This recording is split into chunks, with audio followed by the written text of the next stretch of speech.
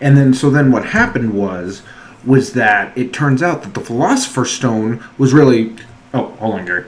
Hello, everyone. Geriatric here with Geriatric Midnight Movie Review, and tonight it was Fantastic Beasts and Where to Find Them, the ninth entry into the Harry Potter franchise. This was very good, and there's a lot to love about this movie, and I'll get to that. The basic story is we are set in a time about 70 years before the beginning of the Harry Potter series. New York City, during the Great Depression, and Newt Scamander has come to America filled with a case full of magical creatures.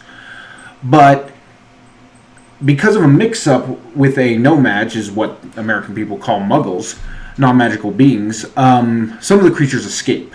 And there is a big chase throughout New York to try to recapture these creatures.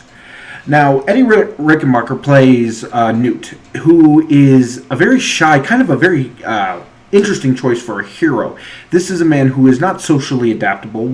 He doesn't seem to have many friends and seems more at home with the creatures that he cares for. There's a lot to like about this movie because of just some great things that happen. I will say this. I was very nervous when it came to this movie because I wondered if we were going to have to kind of go through another, I guess what it is, kind of an origin story. But that's not true. We don't have to relearn about magic in this story. We just have to accept what is going on. Because of this, I will say this. If you are new to the Harry Potter world, this is probably not the movie to start with, even though it is technically a prequel, because the magical aspects are not explained. J.K. Rowling almost seems to say is, if you know about magic from what I've written in the other books or the movies, then I shouldn't have to explain it to you again.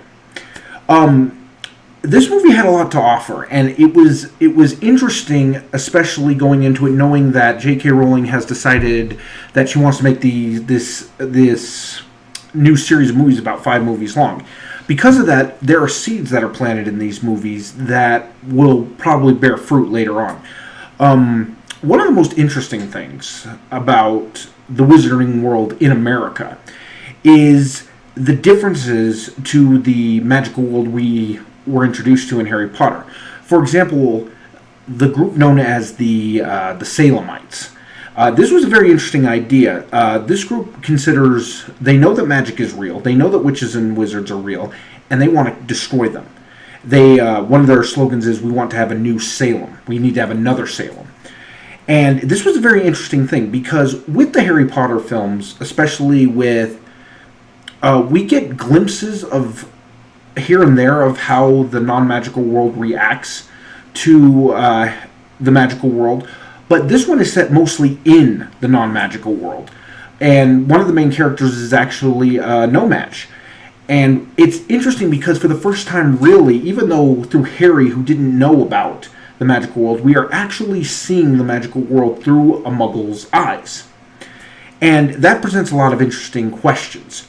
On the villain side is an Auror by the name, played by Colin Farrell, who has some ideas that, if you're familiar with Harry Potter, seem a little familiar about how exactly witches and wizards and the Muggles or the No-Maj should exist and who should actually be in charge.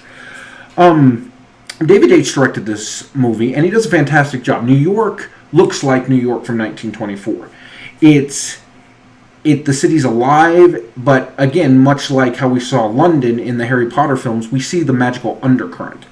Some of the things that are hinted at in this movie that I think is going to show up in some of the movies is, we are in the age of Grindelwald. If you remember Grindelwald, he was a wizard prior to Lord Voldemort. He was a very evil wizard who believed that wizards and witches should be in charge of the No-Mages, and they should be the rulers. And we start seeing that these ideas are starting to come into fruition. A lot of people are talking about Gildewald throughout this entire film. He's already started doing attacks, and again, it's something that you'll see. I think you'll see in later movies really develop. One of the questions I had going into this was, okay, I'm a huge Harry Potter fan. What are you going to show me? Because, as I've probably said it in some of these videos, I'm not a fan of prequels, per se. I like this one because this is a story where Newt's story is only a textbook in Harry Potter. So, while it does affect everything that's going to happen later on, it's not something that's commonly known. It's like, okay, well, we know this story, so now let's see it happen.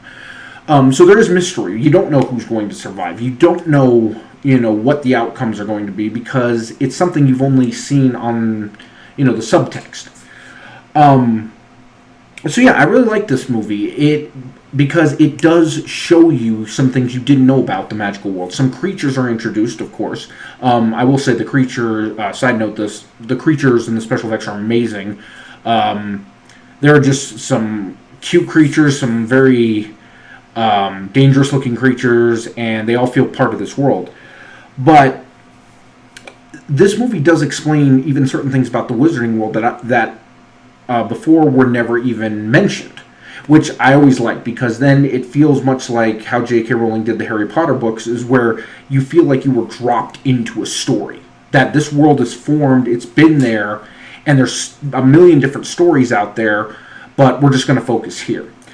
So yeah, go check it out, especially if you're a Harry Potter fan. If you're a Harry Potter fan, but you're like, God, I don't want to see this because I really love the original, give it a chance. It's a world. It's not a continuation of Harry's story. It's not a prologue to Harry's story. It's just showing you that, hey, the magical world has existed for hundreds of years. And these are some of the stories. So yeah, check it out. I don't know if it was rated PG-13 or PG, but it was mostly violence, magical violence.